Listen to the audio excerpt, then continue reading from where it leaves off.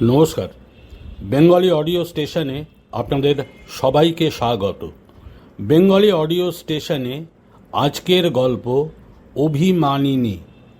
রচয়িতা অধ্যাপক বীর বিক্রম রায়। মূল গল্প পাঠ ও শ্রুতি পরিচালনা প্রভাত রঞ্জন ভট্টাচার্য। সবাইকে অনুরোধ রাখছি সাবস্ক্রাইব ও শেয়ার করার জন্য।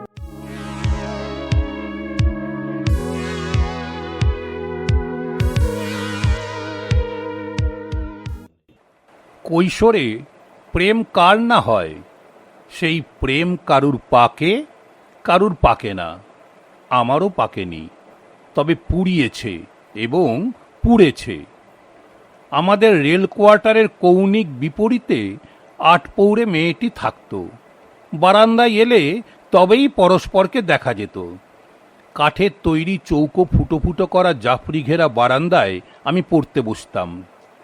মফস্বলের ছেলেরা কলকাতায় পড়তে গেলে তাদের মাথার পিছনে বোধহয় জ্যোতি দেখা যায়। আমি পড়তে বসলেই মেয়েটি ওদের বারান্দার রোয়াকে এসে দাঁড়াতো। প্রথম বুঝতাম না, পরে একটা গা সওয়া রুটিন মতো হয়ে গেছিল।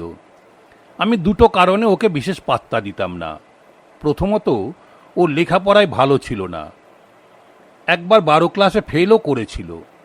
মূলত যে সম্পদে ধনী হলে যৌবনের দোরগোড়ায় দাঁড়িয়ে থাকা কোনো ছেলের দৃষ্টি নিজের দিকে ঘুরিয়ে আনা যায়, সেই সম্পদ দেবার ক্ষেত্রে ওর বেলায় ঈশ্বর একটু কার্পণ্যই করেছিলেন। রোগাটে গড়ন, মাথার তেলালো চুল টেনে বাঁধায় কপালটা অনেকটা চওড়া লাগে। সাজগোজের বালাই নেই, কেমন যেন সাদা মাটা। ও থাকতো ওর দাদা বৌদির সংসারে, বোঝা হয়েই থাকতো মনে হয়।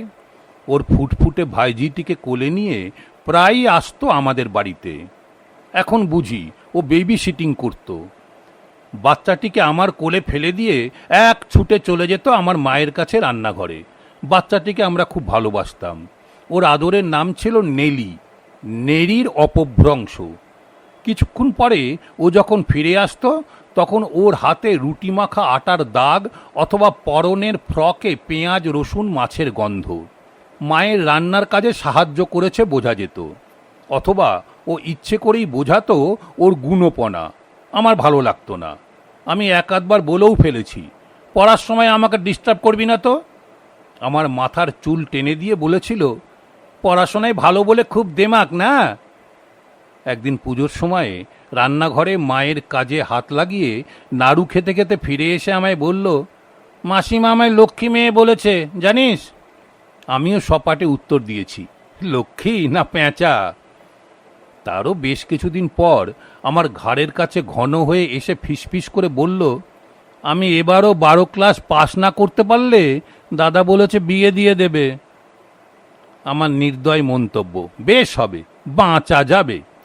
তারও বেশ কিছুদিন পর আমার ডান হাতটা ওর 2 কেজো হাতের মুঠোয় ধরে বলল, তোর হাতটা একটু ছুঁয়ে নিলাম, এবারে নিশ্চয়ই পাশ করে যাব। তারও কিছুদিন পর একাই এলো। হঠাৎই আমার বাম গাল একটা আচমকা চুমোতে এঁটো করে দিয়ে এক ছুটে ঘর থেকে বেরিয়ে গেল। একটা বিমূঢ় বোবা পাপবিদ্ধ সুখানুভূতি বুকে নিয়ে আমি বসে ভাবতে থাকলাম, 12 ক্লাসে ফেল করা আটপৌরে মেয়েটির চুমুও এত মিষ্টি হতে পারে। পুজো শেষ হলো, আমারও হোস্টেল ফিরে যাওয়ার সময় হয়ে এলো। হোস্টেলে ফিরে যাওয়ার আগের দিন সকাল সকাল ও এলো। চোখে মুখে পাপবিদ্ধতার লেশ মাত্র নেই। সেদিন ওর সাথে ছিল অন্য একটি মেয়ে।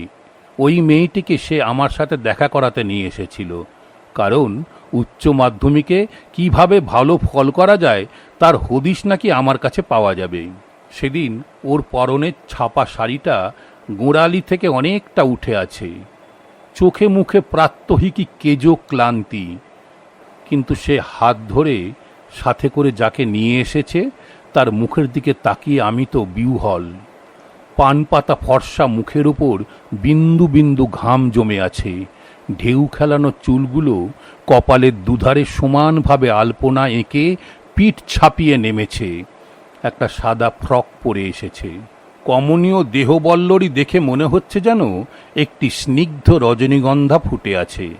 আমার কাছে এসেছে একটা বঙ্গলিপি খাতা হাতে করে। প্রাথমিক জড়তা কাটিয়ে কাঁপা কাঁপা হাতে আমার হাতে খাতাটা তুলে দিয়ে বলল, ইংরেজিতে কি কি পড়তে হবে একটু লিখে দেবে? হাত বাড়িয়ে খাতাটা নেবার সময় ওর চাঁপাকলি আঙুলে একটু আলতো ছোঁয়া লাগলো। চট করে ওর চোখের দিকে তাকিয়ে দেখলাম ওর দু চোখে যেন বাংময় প্রশ্রয়। সুন্দরের দাস আমি জন্ম জন্মান্তরের। কেমন একটা ঘোরের মধ্যে বলে ফেললাম, তুমি কাল এলে আমি দিয়ে দেব। কিন্তু আমি সত্যি তেমন কিছু জানি না। আমাকে ছদ্ম ধমকে চুপ করিয়ে দিয়ে আটপৌরে বলে উঠল, বেশি ন্যাকামি করবি তো চুল টেনে দেব। সবসময় ক্লাসে ফার্স্ট হয় জানিস তো। চল তো, কাল এসে খাতাটা নিয়ে যাব, লিখে রাখবি কিন্তু। আদেশ দেবার ভঙ্গিতে কথাগুলো বলে আমার দিকে একটা তির্যক দৃষ্টি হেনে আটপৌরে আমার রজনীগন্ধার হাত ধরে টেনে নিয়ে চলে গেল ওদের অন্তঃপুরে। যাবার সময় রজনীগন্ধার অমোঘ ঘাড় ঘোরানো সেদিন আমার বুকে যে উথাল পাথাল ঢেউ তুলেছিল, তা যেন হরপা বানকেও হার মানাবে। সে বানে আটপৌরের আলতো চুমু কোথায় যে ভেসে গেল। কিন্তু পরদিন ওদের দুজনের কেউই এলো না। যত যত্নে ইংরেজির সাজেশন তৈরি করেছি, তত যত্নে গালিবও কোনোদিন শের লেখেননি। বঙ্গলিপি খাতা হাতে পড়ার ছলে বারান্দায় এসে বসলাম কতবার। সে এলো না, কেউ এলো না। আটপৌরের বাড়ির সদর দরজায় দেখলাম তালা। আমার রজনীগন্ধাকে বুকে লুকিয়ে নিয়ে ভগ্ন হৃদয়ে আমি ফিরে গেলাম কলকাতার কদরজতায়। আর তার মাসখানেক পরেই আটপৌরের বিয়ে হয়ে সে শ্বশুরবাড়ি চলে গেল। সব কিছু এমন হঠাৎ করে ঘটে গেল যে আমি একেবারেই তাল রাখতে পারলাম না। সেসব কথা বন্ধুদের কাছ থেকে অনেক পরে জানতে পেরেছি। মাঝে বেশ কিছু বছর কেটে গেছে। কোনো একটা ছুটিতে আমি বাড়ি ফিরে শুনলাম আটপৌরে শ্বশুরবাড়িতে পুড়ে মারা গেছে। ওর বডি মেদিনীপুরের মর্গে পাঠানো হয়েছে। সঙ্গে বোধহয় বাবুল ছিল। অনুশোচনা ও অনুসন্ধিৎসার উত্তাল আবেগে ভর করে বাবুলের বাইকে উড়ে গিয়ে পড়লাম মেদিনীপুর সদর হাসপাতালের লাশ কাটা ঘরে। ফর্মাল ডিহাইড জাতীয় তীব্র গন্ধে গা গুলিয়ে উঠল। লাশ কাটা উস্তাদ মুখ থেকে মদের গন্ধ ছড়িয়ে প্রশ্ন করল, ওই ওরত আপকা ক্যা লাগতা হ্যায়? সংক্ষেপে জবাব দিলাম, জান পেহচান।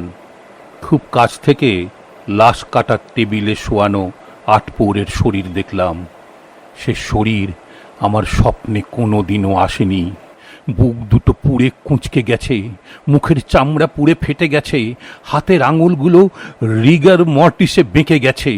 উস্তাদ স্ক্যালপেলের এক টানে ওর গলা থেকে নাভি পথ অবধি চিরে ফেলতে ফেলতে বলল, ইনকো জরুর জ্বালায়া গয়া হ্যায়। তারপর একটা বড় সাঁড়াশি দিয়ে পাঁজরের হাড়গুলো টেনে টেনে দুধারে সরিয়ে দিল। গ্লাভস পরার নিপুণ হাতে আটপৌরের হৃদয় দু হাতে তুলে নিল। আমি পরিষ্কার দেখতে পেলাম তাতে আমার জন্য অপেক্ষা করছে এক রাস অভিমান। সেদিন ওই মেয়েটিকে আমার কাছে নিয়ে এসে ও কি বোঝাতে চাইছিল? ওর চোখে কি উদাস হিংসার কোনো ছায়া পড়েছিল? আমি ঈশ্বরীয় ঔদাসীন্যে কোনো দিনই তাকে বুঝিনি, সেদিনও না। তাই কি সেদিন ওই মেয়েটিকে শুনিয়েই সে বলেছিল যে আমার চুল টানার অধিকার ওর এবং একমাত্র ওরই আছে? আমার চোখে রজনীগন্ধার প্রতি মুগ্ধতার আবেশ ও কি দেখে ফেলেছিল? তাই কি সেই মেয়েটিকে নিয়ে আর কোনোদিনই সে আমার কাছে আসেনি? তার পরপরই কি তাই ও তড়িঘড়ি বিয়ে করে ফেলল? ওকে কি পুরানো হলো? কেন? ও কি নিজে পড়ল? কেন? আমাকে ভালোবেসে প্রথম চুমু খাওয়া আটপৌরে মেয়েটির পোড়া দেহের কাটা ছেঁড়া দেখে ক্ষত বিক্ষত ফণি মনসা মনে ফিরে এলাম রিক্ত আমি। আমার প্রথম প্রেমের নাম আজও জানি না, কোনো দিন জানবও না। কিন্তু আমার আটপৌরে অভিমানিনীকে আমি আজও ভুলিনি।